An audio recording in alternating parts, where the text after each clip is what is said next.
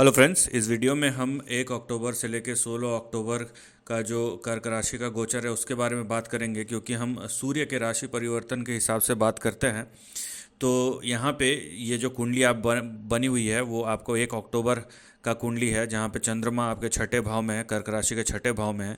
ये आधा दिन छठे भाव में रहेगा, उसके बाद ये सातवें भाव में आ जाएगा। राहु और शनि फिक्स है, और शनि वक्री है। केतु भी फिक्स है।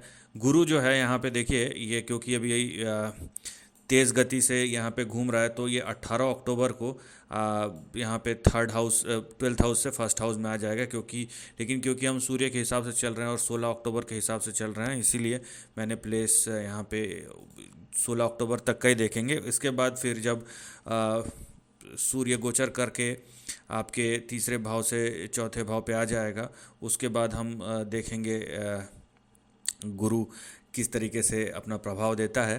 तो ये आपका चार्ट है। यहाँ पे देखिए, सबसे पहली बात तो ये है, और उसके बाद यहाँ पे जो अक्टूबर में प्लैनेट्स के गोचर हो रहे हैं। 17 अक्टूबर को सूर्य जो है तृतीय भाव से चतुर्थ भाव में आ जाएगा। और मरकरी जो है, बुध जो है, वो तीसरे भाव से चौथे भाव में आ जाएगा। उसके बाद आप देखेंगे जो शुक्र है वो आपके दूसरे भाव से तीसरे भाव में आ जाएगा। मंगल यहाँ पे 13 सितंबर को अपना गोचर करके ये तो यहीं पे रहेगा चौथे भाव में। और जुपिटर का, गुरु का जैसे बोला मैंने, वो 18 अक्टूबर को करेगा। सबसे पहली बात कि अगर आपका 1 अक्टूबर से 16 अक्टूबर के बीच में गुरु और मंगल दोनों की ही दशा है, ठीक है, दोनों की दशा होनी चाहिए।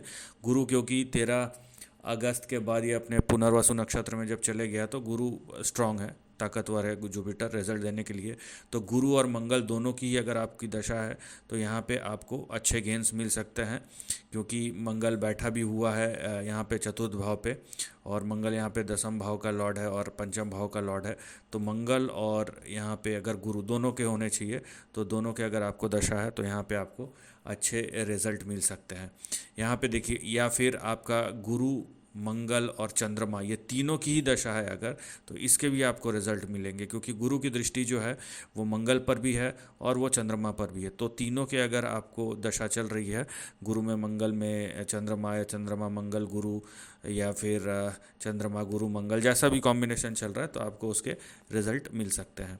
इसके बाद देखिए, जैसे ही 3 अक्टूबर आएगा, 3 अक्टूबर में यहाँ पे बुध जो है वो तीसरे घर से चौथे घर में आ जाएगा। अब यहाँ पे देखिए, तब तक तो आपका उस, एक मिनट यहाँ पे, हाँ, तो तब तक तो यहाँ पे चंद्रमा यहाँ से निकल गया होगा, तो चंद्रमा की अब हम बात नहीं करेंगे यहाँ पे।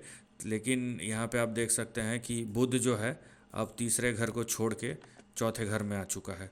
तो बुध जब आपका चौथे घर में आ गया है, ये भी गुरु की दृष्टि में आ जाएगा। अब देखिए, अगर आपकी गुरु में बुध की दशा है ना, मंगल बुध गुरु की दशा है, तो इसमें भी आपको अच्छे रिजल्ट मिलेंगे, नो डाउट। यहाँ पे जो बुध होता है वो कर्क लगन के लिए मारक भाव का स्वामी है, क्योंकि तीसरे भाव और 12वें भाव का लॉर्ड है। लेकिन देखिए, 12वें घर का लॉर्ड अगर चतुर्थ भाव में आके बैठे, तो ये विदेश योग का यहाँ पे एक विदेश योग बनाता है। तो यहाँ पे ये हो सकता है आपका ट्रैवलिंग हो सकता है। और जुपिटर की दशा ना भी हो, तो जुपिटर यहाँ पे पावरफुल है, तो वो भी रिजल्ट दे सकता है। लेकिन तो ज़्यादा कन्फर्मेशन आएगा कि आपका गुरु की भी दशा है, और गुरु में या फिर किसी भी प्लैनेट की दशा है, बुध की दशा होनी चाहिए, उस पर गुरु की दृष्टि पड़ रही है, या फिर आपको मंगल और बुध की दशा है, उस पर गुरु की दृष्टि आ गई, तो यहाँ पे एक पावरफुल योग बनता है कि आपका ट्रैवल हो सकता है। और ये फोर्थ हाउस है, क्योंकि फोर्थ हाउस सुख स्थान होता है, तो यहाँ से भी आपको रिजल्ट मिल सकते हैं। बीच में देखिए, चंद्रमा वैसे तो गोचर करेगा, लेकिन चंद्रमा जब राहु के साथ आएगा, क्योंकि यहाँ पे आधा एक दिन रहेगा, यहाँ पे 2.25 दिन, तो 3-4 दिन के बाद यहाँ पे 5-6 तारीख को जब राहु के साथ आएगा, उस समय अगर आपको चंद्रमा, राहु और गुरु की दशा चल रही है, तो भी आपको अच्छे रिजल्ट मिलेंगे, क्योंकि गुरु की दृष्टि अष्टम भाव पे है, तो कहीं ना कहीं से अचानक से धन धन लाभ का भी एक बनाता है। हाँ, चंद्रमा राहु के साथ पीड़ित ज़रूर हो जाएगा, लेकिन चंद्रमा राहु की युति में गुरु की दृष्टि के साथ जब ये काम करेगा तो यहाँ पे भी आपको अच्छा रिजल्ट मिल सकता है। तो धीरे धीरे बात यह है ना कि जो प्लैनेट्स है वो सरक के जब गुरु की दृष्टि में आना शुरू कर देंगे तो रिजल्ट्स बाय डिफ़ॉल्ट अच्छे होते चले जाएंगे। उसके बाद आप देखेंगे कि 9 तारीख को, यहाँ पे मैंने बुध के बारे में बता दिया, उसके बाद 9 तारीख को जो शुक्र है वो भी यहाँ पे 3rd हाउस में आ जाएगा आपका।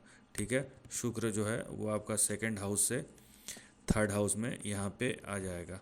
तो यहाँ पे युति थी केतु के साथ, वो ख़त्म हो जाएगी। वैसे शुक्र सूर्य की युति है, तो मतलब सूर्य थोड़ा क्रूर प्लैनेट है, तो उसके साथ शुक्र उतना कंफर्टेबल नहीं होता है। लेकिन शुक्र की अपनी पोजीशन 3rd हाउस में, क्योंकि जब भी क्रूर स्थान में या दुष्टाना त्रिषडाय भाव में बैठता है जो क्रूर प्लैनेट, क्योंकि सूर्य रॉयल प्लैनेट है, 3 6 10 11 में बैठेगा तो वो अच्छा ही रिजल्ट देगा यहाँ पे। लेकिन जहाँ तक रिजल्ट की बात है, वहाँ पे रिजल्ट देने में कौन कौन सक्षम है? रिजल्ट देने में आपका मंगल गुरु का दृष्टि, मंगल गुरु की युति है तो सक्षम है, और शुरुआत में ही गुरु मंगल चंद्रमा की युति है, आपकी दशा है, तो आपको रिजल्ट मिलेगा। उसके बाद चंद्रमा जब राहु के साथ जाके बैठेगा 3 4 दिन बाद, तब अगर आपको राहु चंद्रमा और गुरु की दशा है तब आपको रिजल्ट मिलेगा। और उसके बाद जब 3 अक्टूबर के बाद बुध जब 3य भाव से 4th भाव में आएगा, मंगल के साथ आएगा, तो यहाँ पे आपको विदेश गमन का भी योग बन सकता है। तो यहाँ पे इसके भी आपको अच्छे रिजल्ट मिलेंगे। तो मोटा मोटी बात है कि जो भी प्लैनेट गुरु की दृष्टि में है और उसकी दशा चल रही है तो उसके रिज़ल्ट आपको मिलना शुरू हो जाएंगे। इसके बाद जैसे ऐसे, क्योंकि 16 17 अक्टूबर के बाद 18 अक्टूबर के बाद गुरु भी आ जाएगा आपके, वो हम अगले वीडियो में बात करेंगे। गुरु आपके लग्न में आ जाएंगे और प्लैनेट्स फिर खसा के 5म भाव में आ जाएंगे, तो रिजल्ट्स में ये और एक अच्छी बात हो जाएगी। और यहाँ पे कहीं ना कहीं मंगल भी आ जाएगा। मंगल जैसे ही इसकी दृष्टि में आएगा, शुक्र इसकी दृष्टि में आएगा, तो यहाँ पे संतान योग बन सकता है। यहाँ पे लव एंड रोमांस का भी योग बन सकता है, 5म भाव है तो शेयर सट्टे का भी बन सकता है, बहुत कुछ बन सकता है। तो ये ज़रूर है कि सितंबर 15 के बाद से ना धीरे धीरे प्लानिटरी पोजीशंस ठीक हो रहे हैं। बाकी जितना जिस जिस प्लैनेट का जिस दशा वाले को रिजल्ट मिल सकता है वो मैंने बता दिया। लेकिन जैसे जैसे महीना गुजर रहा है, कर्क राशि वालों को अक्टूबर आते आते या फिर नवंबर आते आते अच्छे रिजल्ट्स मिलने शुरू हो जाएंगे, क्योंकि मैक्सिमम प्लैनेट जब 4th भाव, 5म भाव, 6ठे भाव से गोचर करेंगे तो गुरु कहीं ना कहीं से आगे पीछे होके या तो 1st हाउस से या 12th हाउस से प्लैनेट्स के ऊपर दृष्टि में होगा। तो ये एक बहुत अच्छा योग बनाता है जहाँ पे आपको रिजल्ट्स मिलेंगे। और गुरु जब वक्री हो जाएगा, उसकी दशा नहीं भी रहेगी तो भी उनकी दशा में, उसकी दृष्टि में जो जो प्लैनेट्स है उनकी अगर दशा रहेगी तो भी रिजल्ट देने में वो सक्षम है। So this is the end of the video. Thanks for watching.